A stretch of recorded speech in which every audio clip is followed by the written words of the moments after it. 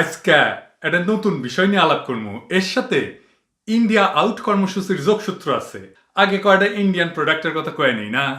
আপনাদের কারো এয়ারটেলের সিম আছে থাকলে বদলায় ফেলেন। আপনার ফোন লিস্টে যাদের এয়ারটেলের নাম্বার আছে তাদের বলবেন SMS কইরা, ভালো কইরা বলবেন যে ভাই ফোনটা বদলায় ফেলেন। এতগুলো ভালো ভালো কোম্পানি থাকতে এয়ারটেলের সিম কেন ইউজ করতে হবে? 2 সপ্তাহ পরে সেই নাম্বারগুলো ব্লক করে দিবেন, যেন এয়ারটেলের গ্রাহকেরা অন্য কোনো সার্ভিস প্রোভাইডারের নাম্বারে ফোন দিতে না পারে। আপনি তো আগেই কয়ে দিছেন। এয়ারটেল কোম্পানি রবি কিনে নিছে, তার মানে রবিতেও ইন্ডিয়ান ইনভেস্টমেন্ট আছে। আগে আমরা এয়ারটেল সিম পাল্টাবো, তারপরে রবি কিছুটা দুর্বল হবে, তারপরে রবিরে লাগামো ফাইনাল আঘাত। আর একটা কোম্পানি হইতেছে ইমানি, ইন্ডিয়ান কোম্পানি। জাইকা বসছে, দেখেন কতগুলা প্রোডাক্ট। এডিটর সাহেব একটার পর একটা করে প্রোডাক্ট দেখান আর বয়কটের সিল মেরে দেন থপ্পাস কইরা। একটা করে দেখাবেন আর থপ্পাস কইরা বয়কটের সিল মেরে দিবেন। কেউ কেউ মনে করতে পারেন যে এইটা ইন্ডিয়ার জনগণের বিরুদ্ধে বাংলাদেশের লড়াই। না, এটা একেবারেই না। কিন্তু পুরো বিষয়টা বোঝার আগে আমাদের একটা গভীর এবং জটিল প্রশ্ন খোলাসা করতে হবে। কেন বাংলাদেশকে দিল্লি ধ্বংস করতে চায়? হ্যাঁ, ধ্বংস করতে চায়, এটা ঠিক। তারা বাংলাদেশকে পদানত রাখতে চায় নিরাপত্তা ইস্যুতে। তারা 7 সিস্টার্সে যাওয়ার জন্য তারা ট্রানজিট চায়, এটা সত্য। কিন্তু ইন্ডিয়ার নিরাপত্তা বলতে আসলে কি শুধু এটুকুই, নাকি আরো বেশি কিছু আছে? এমন গোপন কোন কারণ যার জন্য বাংলাদেশকে একেবারে ধ্বংস করে দিতে হবে? হাসিনার এই শাসনে বাংলাদেশ কোন খাদের কিনারায় দাঁড়াইছে এটা জানেন তো, তাই না? আপনি প্রত্যেক দিন নিজের জীবন দিয়া বুঝতেছেন। মাছের কাটা কিনে খাইতেছে মানুষ। দেখেন, পুরা মাছ কিনতে পারে না, কাটা, মাছের কাটা। বাজারে মাছের কাটা সাজিয়ে রাখা হয়েছে পাত্রে, রান্না করে খাওয়ার জন্য কিনছে সাধারণ মানুষ। অবশিষ্ট কাটাগুলো থাকে যেগুলো বিড়ালের খাবার, ঠিক সেই খাবারগুলোরই মানুষগুলো খাইতেছে কিনা। নিম্নবিত্ত থেকে মধ্যবিত্ত সবাই কিনে নিয়ে যাচ্ছে এসব মাছের কাটা। কেউ কেউ আবার অপেক্ষাও করেন বিক্রেতার জন্য। মধ্যবিত্ত লোকও খাইতেছে নিয়া, ভালো ভালো আর কি পোশাক কিনতে আসলে ওনার তো অবস্থা করুণ অবস্থা, কিন্তু কেউ কাছে বলতে পারতেছে না কি মাংসর বিন্দু পরিমাণ মাংস অংশ নেই। 15 টাকা পিস মানুষ যা পাইতেছে তাই খাইতেছে। মাছ বাজারে প্রতি পিস কাটার সাথে লেজ আর মাথা সহ বিক্রি হচ্ছে 15 থেকে 20 টাকায়। কেউ নিচ্ছে ডাল দিয়ে রান্না করে খেতে, কেউ বা নিচ্ছে শাক দিয়ে রান্না করবেন বলে। গরিব মানুষ 20 টাকা নেয়, 2টা 40 টাকা নেয়, শাক পাতা বাল বাচ্চা নিয়ে খায়। একটা মাছ 250-300 টাকা হয় না, একটা কাটা মাছ মনে করেন জোড়া 50 টাকা পাইলো, 40 টাকা পাইলেও নিয়ে গেল, শাক পাতা দিয়ে খাইলো। দেখেন, ভাঙা ডিম আর মুরগির পা কিনে খাচ্ছে মধ্যবিত্ত চাকরিজীবী। ফাটা ডিম কিনতে আসছি। ফাটা ডিম দাম কম পাবো, এই জন্য এগুলা দিয়েই 2টা পেঁয়াজ দিয়ে ভুনা করে খাবো। এটাই দেশের উন্নয়ন। আমিষের চাহিদা পূরণ করব মাংসের বদলে। একটি বেসরকারি প্রতিষ্ঠানের এই চাকরিজীবীর অবস্থা এতটাই নাজুক যে এখন খাওয়ার জন্য কম দামে ভাঙা ডিম আর পায়ের অবশিষ্ট কিনে মুরগির স্বাদ নেন। আমাদের মাননীয় প্রধানমন্ত্রী বলছে দেশ আগায় গেছে, না দেশ কিন্তু অভাবের ভিতরে আছে। এটি হইলো গরিব মানুষের খাওয়া, অল্পদের ভিতরে এটাই আর কি আমি বেস্ট মনে করছি। এগুলা খাচ্ছি, এখন সবকিছু দাম বাড়তি, এগুলাই খাই, আর কি করব। একটা মুরগি কেনারও সাধ্য নেই যাদের, তাদের খোঁজ এখন গিলা কলিজা। অল্প টাকায় মুরগির স্বাদ নিতে তারা ভেরেন এখানে। ভাই, আমিও দরিদ্র পরিবারের বাইরে উঠছি, মুক্তিযুদ্ধের পরে দুর্ভিক্ষ আর চরম দারিদ্র দেখছি, কিন্তু এই অবস্থা কখনো দেখি নাই। মুরব্বীদের জিজ্ঞেস করে দেখবেন, কখনো এইভাবে ভাঙা ডিম আর মুরগির পা কিনা আর মাছের কাটা কিনা বাঙালি খাইছে কিনা, বাংলাদেশের মানুষ খাইছে কিনা। দেশের অর্থনীতির কথা বাদ দেন, এটা জ্ঞানীদের আলাপ। কিন্তু আপনার জীবন, আপনার সংসার চালানোর ক্ষমতা, আপনার জীবনের শান্তি সুখ নষ্ট হয়ে গেছে কিনা সেটা বলেন। আসেন দেখি বাংলাদেশকে কেন ইন্ডিয়া ধ্বংস করতে চায়। হাঙ্গারে ইন্ডিয়ান দাদারা, বিশেষ করে কলকাতার দাদারা, এটা অবশ্যই দেখবেন। অনুরোধ থাকলো বাংলাদেশের হিন্দুরাও দেখবেন। আশা করি ভিডিও দেখার পরে মনে হবে না যে প্রতারিত হয়েছেন। কিছু জিনিস জানবেন যেটা নিয়ে আপনাদের চিন্তা করা উচিত, দরকার। সে বিষয়গুলোই আলাপ করবো এই ভিডিওতে। আসেন শুরু করা যাক। আচ্ছা বলেন তো, পশ্চিমবঙ্গের মাথাপিছু আয় কত? পশ্চিমবঙ্গের দাদারা বলেন আপনাদের মাথাপিছু আয় কত? এডিটর সাহেব পাশে একটা করে লিখে দিবেন, আমি একটা একটা করে কইতেছি। পশ্চিমবঙ্গের মাথাপিছু আয় বছরে $1,498। ত্রিপুরার কত? $1,690। নাগাল্যান্ড কত? $1,708। মিজোরাম কত? $2,266। মেঘালয় কত? $1,088। মণিপুর কত? $1012, আসাম কত $1085, বিহার কত $523, ঠিকই শুনতেছেন $523। এইবার বলেন তো এই যে যেগুলো রাজ্যের কথা বললাম ভারতের, এগুলোর সবার কমন বৈশিষ্ট্য কি? কি সাধারণ বৈশিষ্ট্য কি? সাধারণ বৈশিষ্ট্য হচ্ছে এরা সবাই বাংলাদেশের প্রতিবেশী ভারতের রাজ্য, তাই না? এডিটর সাহেব এবার ম্যাপে দেখায় দেন কিভাবে এরা বাংলাদেশের প্রতিবেশী ভারতের রাজ্য, দেখেছেন তো? এবার বলেন বাংলাদেশের মাথাপিছু আয় কত? বাংলাদেশের মাথাপিছু আয় $2688। এইবার আসেন দেখি বাংলাদেশের যে মাথাপিছু আয় রাজ্যগুলার মাথাপিছু আয়ের কত গুণ বড়, এটাও পাশে এখন লিখে দিয়েন এডিটর সাহেব। পশ্চিমবঙ্গের চাইতে আমাদের আয় মাথাপিছু বাৎসরিক আয় 80% বেশি, ত্রিপুরার চাইতে 60% বেশি, নাগাল্যান্ডের চাইতে 57% বেশি, মিজোরামের চাইতে 19% বেশি, মেঘালয়ের চাইতে 147% বেশি, মণিপুরের চাইতে 166% বেশি, আসামের চাইতে 148% বেশি, বিহারের চাইতে 414% বেশি। তার মানে বাংলাদেশের মানুষের গড় আয় বাংলাদেশের প্রতিবেশী ভারতীয় রাজ্যগুলোর তুলনায় 19 থেকে 414% বেশি। জানতেন এটা? হ্যাঁ, জানতেন না তাই না? ওহে অমিত শাহ, তুমি তো আঙ্গরে উই পোকা বলো যে আঙ্গরের দেশের মানুষ নাকি আসামে গিয়া ভরে দিছে সব। বাংলাদেশের মানুষের আয় গড় আয় আসামের 148% বেশি, তো আসামে কি বেলাইতে যাবে বাংলাদেশের লোকজন? এটা তো একটা সাধারণ জ্ঞানের কথা রে ভাই। আমরা কেন দরিদ্র ভারতের রাজ্যগুলিতে মাইগ্রেট করব? কোনো বাস্তব কারণ আছে? কারণ নাই তো। আপনার যদি আফ্রিকার সবচেয়ে দরিদ্র 10টা দেশ দেখেন, আফ্রিকাতে সবচেয়ে দরিদ্র দেশগুলো আছে তাই না, তাহলে দেখবেন বিহারের মাথাপিছু আয় বুরুন্ডির চাইতেও কম। এমনকি মিজোরাম ছাড়া বাংলাদেশের সন্নিহিত ভারতের যে রাজ্যগুলো তার মাথাপিছু আয় 10ম সবচেয়ে দরিদ্র আফ্রিকান দেশ মাদাগাস্কারের চাইতেও কম। তার মানে সাব সাহারান অঞ্চল, যেটা পৃথিবীর সবচেয়ে দরিদ্র অঞ্চল, তাদের সমান বা তার চাইতে কম আয় এই রাজ্যগুলার, এই অঞ্চলের মানুষগুলার। এটার মানেটা কি? এটার মানেটা হচ্ছে বাংলাদেশ হচ্ছে একটা উজ্জ্বল ভূখণ্ড আশেপাশের দরিদ্র ভারতীয় রাজ্যগুলোর মধ্যে। সুনীল গঙ্গোপাধ্যায়ের একটা কবিতা আছে, আমাদের তারুণ্যে আমরা খুব পড়তাম, কেউ কথা রাখেনি। সেখানে একটা লাইন আছে, ভিখিরির মতো চৌধুরীদের গেটে দাঁড়িয়ে দেখেছি ভিতরের রাস উৎসব। ভারতে এই দরিদ্র রাজ্যগুলোর বাসিন্দা, আপনারা কিছু মনে করবেন না, আপনাদের ছোট করার জন্য বলতেছি না, বাস্তবতা তুলে ধরার জন্য বলতেছি।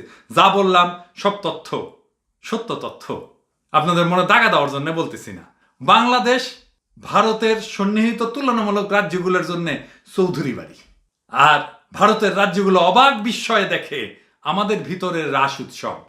কিন্তু তাদের মনে প্রশ্ন জাগে না যে আরে বাংলাদেশ কি এমন জাদু মন্ত্র পাইল যে এইভাবে আমাদের ছাড়াই চলে গেল সম্পদে, ঐশ্বর্যে, সমৃদ্ধিতে। বাংলাদেশ তো কলকাতার চাইতে শিক্ষায় সম্পদে ছোট ছিল দেশভাগের আগে। কলকাতা কেন পিছায় পড়লো?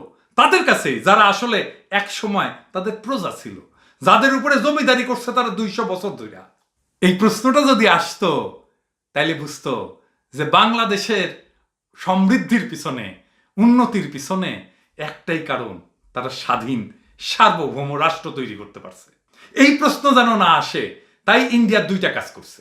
কি সেই কাজ? প্রথমে বাংলাদেশ যা ভারতের এই রাজ্যগুলোর মানুষের ভাগ্য পরিবর্তনের মডেল হইতে পারত, তাদের কাছে বাংলাদেশকে শত্রু হিসাবে উপস্থাপন করছে। আর 2 নম্বর হচ্ছে বাংলাদেশকে টেনে নামায় ওই রাজ্যগুলোর সমান করে দেওয়ার চেষ্টা করা হচ্ছে, যেন কখনো ওই রাজ্যগুলার ভারতীয় নাগরিকদের মনে এই মনে না হয় বাংলাদেশ স্বাধীন হইয়া এই অবিশ্বাস্য সমৃদ্ধি অর্জিত হয়েছে।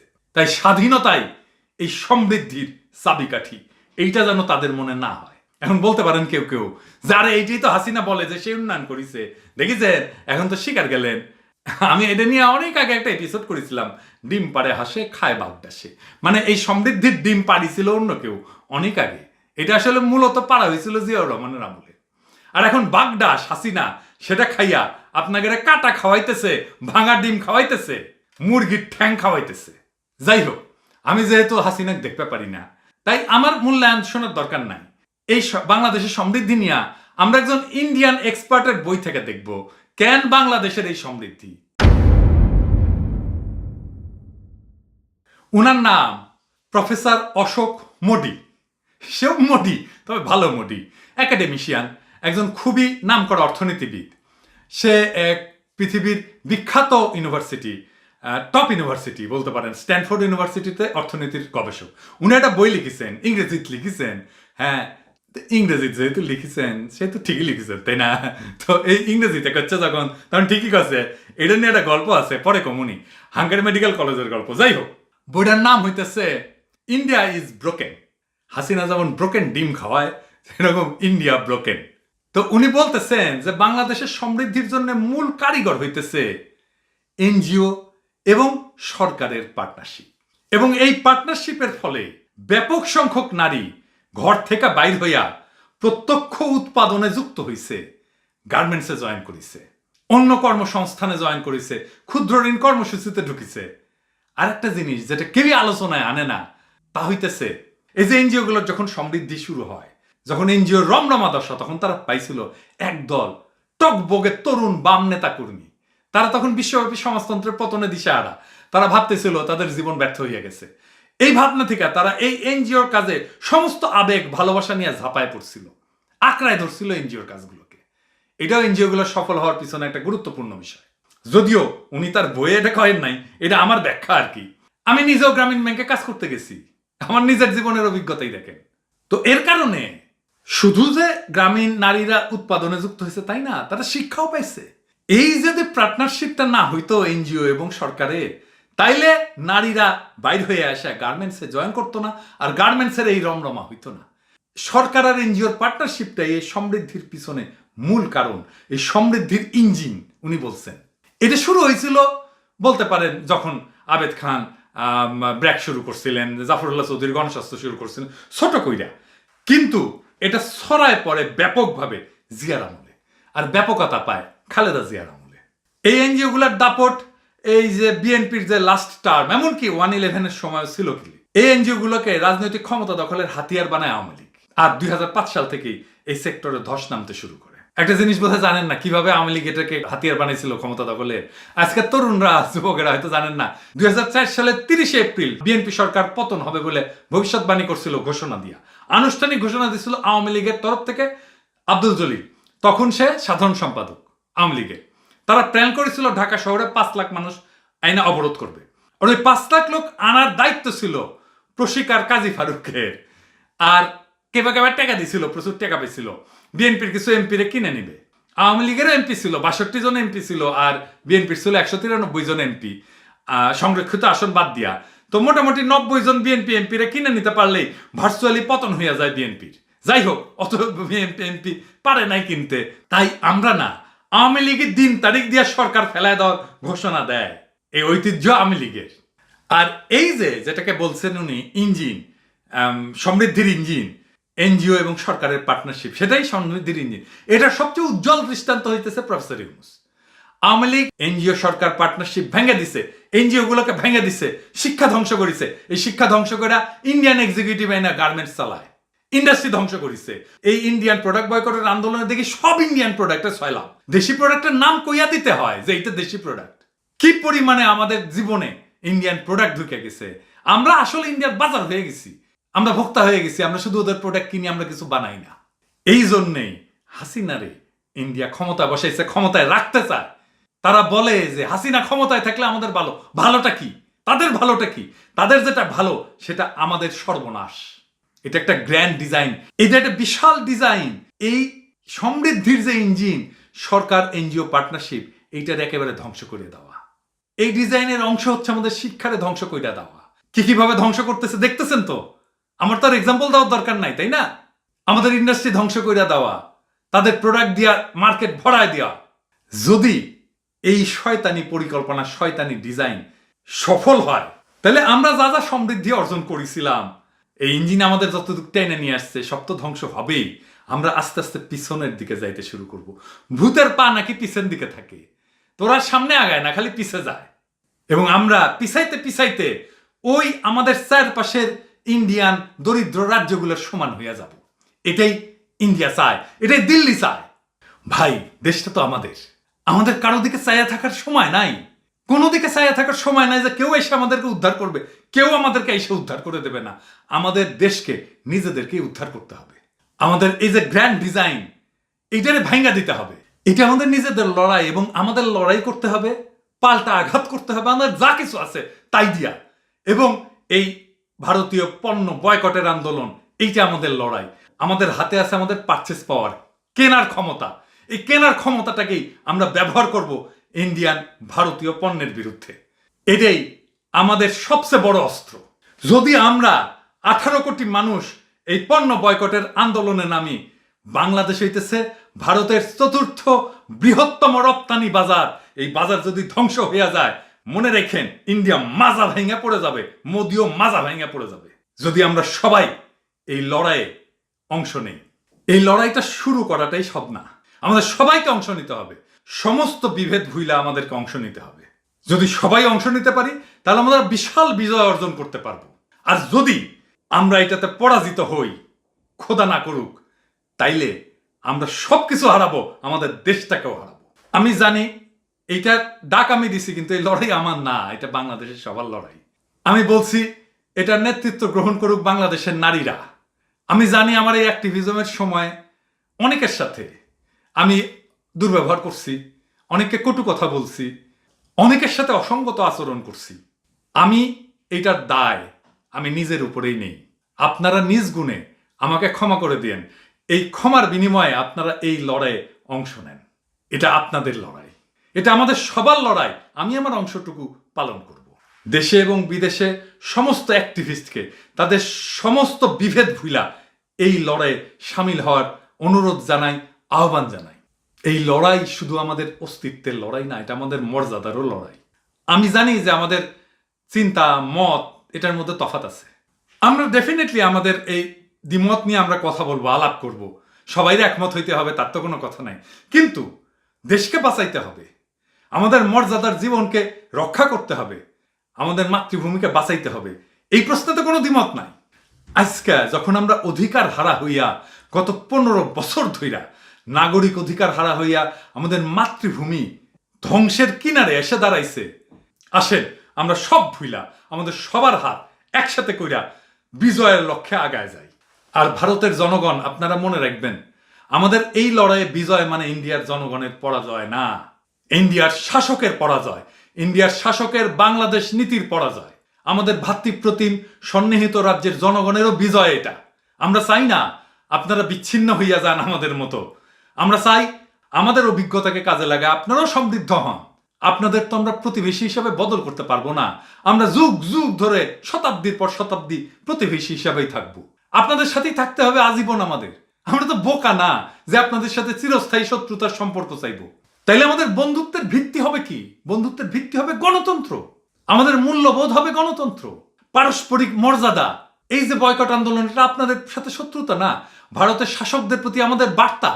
ফ্যাসিস্ট হাসিনাকে যতদিন ভারত তার কূটনৈতিক আর রাজনৈতিক সমর্থন দিয়ে যাবে, ততদিন, যতদিন মনে করবে তাদের স্বার্থের জন্য হাসিনার ক্ষমতায় থাকা দরকার, ততদিন এই বয়কট চলবে। ভারতের শাসক আমাদের দুশ্মন। আমরা ভারতের জনগণকে আমরা বন্ধু ভাবতে চাই। আমরা ঘাস খাইয়া থাকবো, তাও ভারতীয় পণ্য আমরা কিনবো না। ভারতীয় পণ্যের গায়ে আমাদের নিহত গণতন্ত্রের রক্ত লেগে আছে, ওই পণ্যের গায়ে ফেলানির রক্ত লেগে আছে, ওই পণ্যের গায়ে আমাদের শুকায় যাওয়া নদীর আর্তনাদ মিশে আছে, ওই পণ্যে আমাদের শহীদের রক্ত মিশে আছে, আমাদের নিখোঁজ ভাইদের কান্না মিশে আছে।